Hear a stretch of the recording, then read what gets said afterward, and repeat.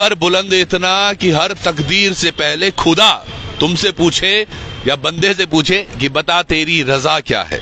दरअसल ये शेर हम बहुत सुनते रहते हैं, बहुत बार हमने इसका अनुभव भी किया है। कहा क्यों जाता है ये, इसके पीछे भी एक बड़ी कहानी है। ये इसलिए कहा जाता है कि अगर आपके दिल में कुछ कर गुजरने की क्षमता हो, इच्छा हो और वो इतनी प्रबल हो कि आप उसको धरातल पर उतार पाओ तो मोटिवेशन बन जाता है। आज एक ऐसी ही कहानी मैं आप सब लोगों को सुनाने वाला हूं, मिलवाने वाला हूं रेक्सा से। रेक्सा के पास में आया हूं, एक चाय की दुकान है। चाय की दुकान इतनी क्या खास होगी कि हमें यहां पर आना पड़ा। बहुत बड़ा सेटअप नहीं है, पीछे आप देख पा रहे होंगे टूटी फूटी एक दुकान भी है, उसके सामने एक छोटी सी टपरी है। अब इस टपरी में क्या कुछ होने वाला है, क्या कुछ हो रहा है, वो आपको बताएंगे। दरअसल जब भी आप जाते हैं रेड लाइट जब यहां पर रुकते हैं तो कई बार हमें देखते हैं कई लोग रुकते हैं और वो हमें आकर ताली बजाना लग जाते हैं, शुभकामनाएं मांगते हैं और फिर साथ के साथ पैसे भी। जब भी घर में कोई बच्चा होता है तो आ जाते हैं और पैसे मांगते हैं, वो कहते हैं बधाइयां हम दे रहे हैं आपको। ऐसी ही एक कहानी रेक्सा की भी है। कहां से शुरू हुई और अपनी तरह की ये पहली दुकान होगी चाय की। आइए रेक्सा से सीधे बात कर लेते हैं, उनके कुछ सहयोगी भी यहां पर आए हैं। देखिए चाय एक 10 रुपए की है तो एक 20 रुपए की। पहले तो बहुत बहुत स्वागत है रेक्सा आपका और बहुत बहुत बधाई नई जॉब के लिए। जी नमस्कार आपको सभी को, और आप सबका सपोर्ट होने के बावजूद मुझे ये स्टार्ट करना पड़ा और स्टार्ट कर रही हूँ, और आप लोग सभी का सपोर्ट चाहिए। और हम सभी यहाँ पे अदिति जी हैं जो सपोर्ट के लिए आ रखी है मेरे लिए, और आप सभी लोग भी हमारे साथ बने रहिए ऐसी। रेक्सा थोड़ा इधर आ जाइए, मुझे लग रहा है यहाँ पे पाइप ना आ रहा हो। अदिति आप भी आ जाइएगा। रेक्सा एक ट्रांसजेंडर वुमन है। अब ये आपको लग रहा होगा कि अभी हम जहां पर हैं ये राजपुर रोड पर है।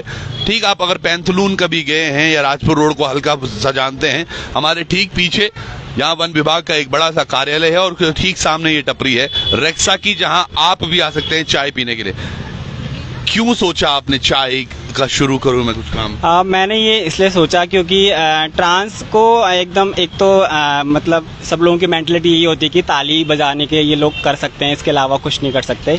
बट लेकिन जो हमारी परंपरा चलती आ रही है वो तो फॉलो कर रहे हैं हमारे जो बड़े जो हमारे जो भी हैं जो शपथ लिए रहते हैं, तो वो लोग वो परंपरा चलती आ रही है। बट लेकिन हम जैसे हम कोई इंडिपेंडेंट ट्रांसजेंडर है तो जैसे खुद का बिजनेस करना चाहती है या कोई जॉब करना चाहती है तो वो अपना एक बिजनेस स्टार्ट करे, एक छोटे से ही स्टार्ट करना मैंने ये सोचा। क्योंकि काफ़ी लोग हैं जो बेरोजगार हैं, हर कोई जैसे कोई जाता है वहाँ पे पहले तो ये पूछता है कि लड़का है कि लड़की है।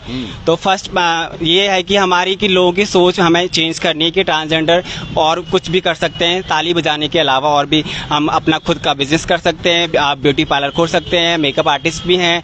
तो मैंने ये शुरुआत इसलिए की है ताकि ये स्टॉल को देख के और स्टॉल खोले देहरादून में, ISBT, ट्रांसपोर्ट नगर। तो मेरा मेन मकसद यही है कि ऐसे आउटलेट और भी खुलें कि ताकि लोगों को समाज में हमारे लिए एक रेपुटेशन मिले, एक इमेज मिले। उनकी जो होती है मतलब मेंटलिटी सोच होती है कि बस ये लोग यही काम कर सकते हैं ताली बजाने के लिए। बिल्कुल अपनी जो लाइन है उससे अलग जा रही है ये और उस पर ही काम कर रही है। दरअसल मैं भी कुछ दिन पहले एक आजकल नया सीरीज सा आया है जिसमें सुष्मिता सेन एक रोल कर रही हैं।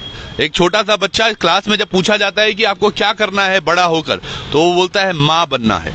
अदिति भी यहाँ पर है, इनके भी तजुर्बे लेंगे। पर रेक्सा एक चीज बताओ, मुश्किल बहुत हुई होगी यहाँ। कितनी उम्र कितनी है आपकी? मेरी 26 है एज। 26 है। जी जी। और घर से कब से बाहर? मैं बचपन से बाहर ही हूँ, और जो मेरी परवरिश हुई है MP मध्य प्रदेश से हुई है, और मैं बचपन से स्ट्रगल करती आ रही हूँ।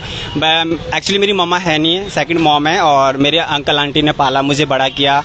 उनका थैंक्स कि उन्होंने मुझे इतना बड़ा किया। बट लेकिन जो मेरी इच्छाएं थी अंदर की, मतलब घुट घुट के जीती थी, बात शेयर नहीं कर पाती थी। स्कूल कॉलेज में मुझे बोलते लड़का है लड़की है, छक्का, यही बोलते थे, वर्ड्स बोलते थे मुझे। बट लेकिन फिर भी मैंने अपने आप को एक अपने आप को कंट्रोल करने के बाद मैंने स्कूलिंग की, अपनी कॉलेज किया, BSc कंप्लीट किया। देन उसके बाद फिर मैं यहाँ देहरादून में आई, फिर उसके बाद मैंने NGO किया, NGO में जॉब किया, और साथ में अभी एक अच्छा, कितना अलग होता है एक नॉर्मल एक लड़का भी आपके साथ क्लास में है, एक लड़की भी है, और एक आप हो। मैं ये दरअसल क्यों पूछ रहा हूँ पता है, ये हम सब लोगों की एक मानसिकता है। मैंने भी अभी चाय पी है, चाय वाकई बहुत अच्छी है, अभी और फिर ट्राई करेंगे। ये चाय बिल्कुल वैसे ही बनाती है जैसे हम पीते हैं। अदरक भी डाल ली है, उसमें सब कुछ है, तमाम चीजें हैं, पूजा भी आज करी है तमाम चीजों के लिए।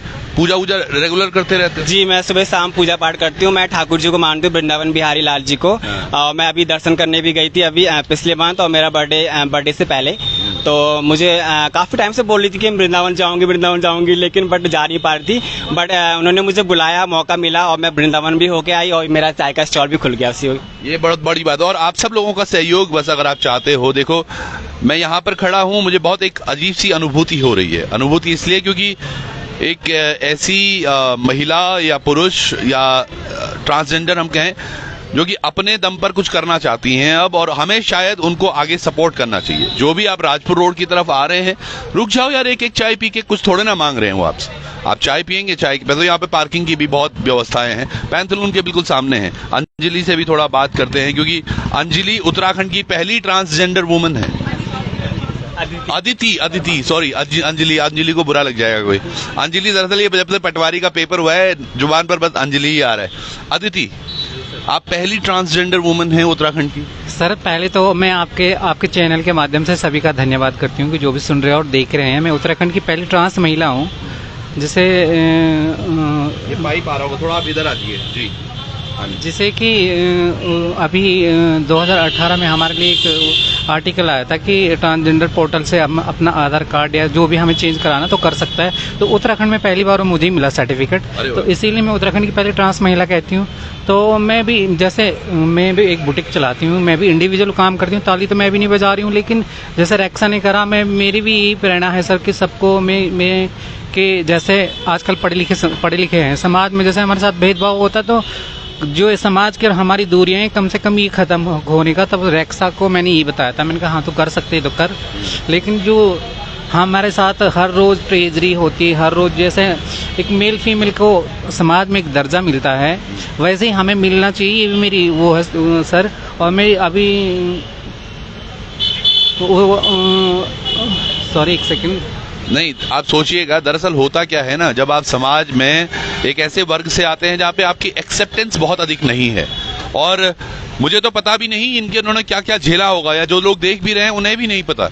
ये बचपन में जब स्कूल जाते होंगे तो जैसे ये भी बोल रही थी कि क्या क्या नामों से इनको पुकारा जाता था, कैसे इनके साथ भेदभाव होता था। सोचिए, जो माँ बाप हमारे जैसे घर में सुबह चाय खाना नाश्ता, शाम को पढ़ रहे हो नहीं पढ़ रहे हो, स्कूल से आ रहे कितने बजे क्या आए, लेकिन इनके साथ माँ बाप भी धीरे धीरे वैसी भावनाएं शुरू कर देते हैं। ऐसा होता था? हाँ जी सर, बिल्कुल होता है, हर ट्रांसजेंडर के साथ होता है। मैं आपको ये बात बताना चाहती हूँ कि अभी जैसे यूसीसी का वो सर्वे चल रहा था उत्तराखंड में, अब तो शायद कानून भी बन गया है, तो उसमें हम लोगों को भी बुलाया गया था। मैंने भी अपनी प्रतिक्रिया रखी, लेकिन दुखद बात ये है कि लिविंग रिलेशन को तो उसमें इन्वॉल्व करा, लेकिन एलजीबीटी कम्युनिटी को बाहर कर दिया, तो बहुत दुखद भरी घटना है सर। लेकिन क्या करें, अकेले के बस का कुछ होता नहीं है। जैसे हम बाहर निकल के आए, जैसे रेक्सा हो गई, मैं होगी, और भी कई ट्रांसजेंडर है, लेकिन सरकार को ये चीज़ भी सोचनी चाहिए कि हमें भी उसमें इंक्लूड करे। बिल्कुल। और देहरादून में एक और है मैडम रजनी रावत, जो हम देखते रहते हैं उनको, वो तो इलेक्शंस तक खड़ी होती हैं, तमाम चीजें करती हैं, वो समाज के लिए, समाज के बीच में रहती हैं।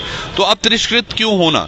और सबसे बड़ी बात है, जहां तक मैं समझ सकता हूं, और शायद ये बात सच है, कि सुप्रीम कोर्ट द्वारा भी अच्छी खासी मान्यता आप लोग सब लोगों को मिली है, इक्वलिटी का एक अधिकार दिया गया है। और मैं रजनी मैम से ये रिक्वेस्ट करना चाहूंगी कि प्लीज हमारा सपोर्ट करें, और हम भी कुछ करके दिखाना चाहते हैं। जैसे आप समाज में अपना नाम बनाए हैं, और प्लीज हम आपसे ये रिक्वेस्ट चाहते हैं कि आप हमारा सपोर्ट करिए, और यदि आप यहाँ आओगे तो बहुत अच्छा लगेगा हम लोग। एक चाय पिलाइए आप, तब तक मैं जरा अदिति से बात करता हूँ, क्योंकि मुझे भी थोड़ा जानने की, और हमारे जितने दर्शक हैं उनको भी थोड़ा जानने की उत्सुकता हो रही होगी कि दरअसल ये सारा परिवेश होता क्यों है, कैसे होता है। काफी लोग यहाँ पर आए हैं जो एनजीओ से आए हैं इनको सपोर्ट करने, उनसे भी बात करेंगे। अब याद आ गया तुम्हें जो बोल रहे थे आप? सर, मैं यही कहती हूँ, यही है मेरा एक उद्देश्य है कि जैसे हम लोगों के साथ भेदभाव होता है। अभी मैं कारगी चौक पर रहती हूँ, मेरे घर में एक मेड काम करती है, वो भी ट्रांसजेंडर, कोई मैंने काम पे रखा हुआ, तो उसका एक्सीडेंट हो जाता है चौक पे, कारगी चौक पे, तो उसको उठाने के लिए भीड़ इकट्ठी हुई, लेकिन जब पास जाके देखा कि एक ट्रांसजेंडर है तो सब छोड़ के भाग गए। जब उसने मुझे आके ये चीज़ें बताई तो मुझे बहुत बुरा लगा कि हमारे साथ इतना भेदभाव। लेकिन ट्रांसजेंडर हो चाहे ट्रांस मेल हो, कोई भी हो, लेकिन है तो एक इंसान। इंसानियत के नाते भी हमें सपोर्ट किया जाता है। ये बात है सर, कभी कभी अकेले में होती हूँ तो रोना आता है कि हमारे साथ इतना भेदभाव क्यों, कहीं कहीं हमें किराए पे मकान नहीं मिलता है, सबसे मेन बात है। अगर कोई स्कूल पढ़ना चाहे कॉलेज में, हमें एडमिशन नहीं मिलता है। अभी मैंने बहुत सारी एप्लीकेशनें डाली है गवर्नमेंट के निगाहों में। मैंने ट्रांसजेंडर प्रोटेक्शन सेल के लिए भी एप्लीकेशन डाली है डीएम मैम के यहाँ, और लेकिन कर रही हूँ मैं कुछ ना कुछ, लेकिन अकेले के बस का होगा नहीं। लेकिन जैसे कॉलम बना दिया ट्रांसजेंडर का, वो सिर्फ कॉलम ही तक है। हमें सरकार ने मान्यता दी, सुप्रीम कोर्ट ने दी, सेंट्रल गवर्नमेंट ने दी, लेकिन राज्य सरकारों में हमारे लिए 0 सन्नाटा काम है अभी तक। अच्छा, एक और चीज, जैसे ऐसे कोई स्पेशल स्कूल्स नहीं होते जहां आप या जो आपके जैसे और युवा जो आ रहे हैं वो जाएं? सर स्पेशल स्कूल है, साउथ में स्पेशल स्कूल है, स्पेशल टीचर है ट्रांसजेंडर के लिए, लेकिन अभी उत्तराखंड तो बहुत पीछे है। खैर यूपी में भी ट्रांसजेंडर बोर्ड बना हुआ, चंडीगढ़ में बना हुआ, बहुत सारी कंट्रीज में बना। मैंने उसके लिए भी एप्लीकेशन डाली है सरकार को कि उत्तराखंड में भी ट्रांसजेंडर वेलफेयर बोर्ड होना चाहिए। देखते हैं आगे क्या होता है। ये चाय भी आ गई, पर दरअसल मैं कहना चाहता था यकीनन ये इंसान ही होते हैं, और ऐसा नहीं है कि हमें कई जगह जैसे ये बोल रही थी कितना बुरा रहा होगा। सोचो इनका कहीं एक्सीडेंट हो रहा है, कोई उठाने नहीं जा रहा है, कितना बीतती होगी इनके दिल पर भी, शरीर पर भी, क्योंकि बचपन से लेके अब तक ये कोई बीमारी थोड़े ना है, ये अंदर के भाव हैं जिसकी वजह से इन्हें लगा कि यार जिस मैं पैदा हुआ हूं मैं वो नहीं हूं, मैं दूसरा हूं, और उस लड़ाई में यहां तक खिंच के चले आए।